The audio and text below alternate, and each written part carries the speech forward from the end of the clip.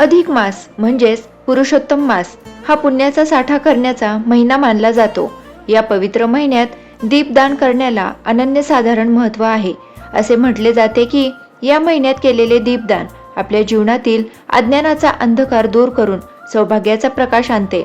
पण हे दीपदान नक्की कसे करावे, त्याचे फायदे काय, चला आजच्या व्हिडिओमध्ये सविस्तर जाणून घेऊया। आता दीपदान का करावे? पुरुषोत्तम मासात दीपदान करणे हे सर्वश्रेष्ठ दान मानले जाते। अधिक मास साधारणपणे दर 33 महिन्यांनी येतो, म्हणून या काळात 33 दिवे दान करण्याची किंवा लावण्याची परंपरा आहे। या महिन्यात लावलेला एक दिवा वर्षभराच्या पूजेचे फळ मिळवून देतो, अशी धार्मिक श्रद्धा आहे। या विशेष काळात दीपदान केल्याने सर्व 33 कोटी देवांची कृपा प्राप्त होते। आता दीपदान कसे करावे? तर दीपदान करण्याची पद्धत अत्यंत साधी पण भावपूर्ण आहे। तुम्ही मातीचे, पिठाचे किंवा धातूचे, ते पितळी किंवा चांदीचे पण असू शकतात, असे 33 दिवे तयार करू शकता। शक्य असल्यास गाईच्या तुपाचा दिवा लावावा, जर शक्य नसेल तर तिळाचे तेल वापरावे।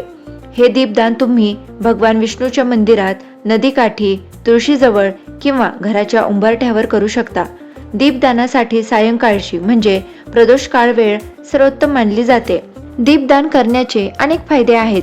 असे मानले जाते की दीपदानामुळे पितरांना गती मिळते आणि कुटुंबाला त्यांचे आशीर्वाद लाभतात। दररोज सायंकाळी दिवा लावल्याने घरात लक्ष्मीचा वास राहतो आणि आर्थिक अडचणी दूर होतात।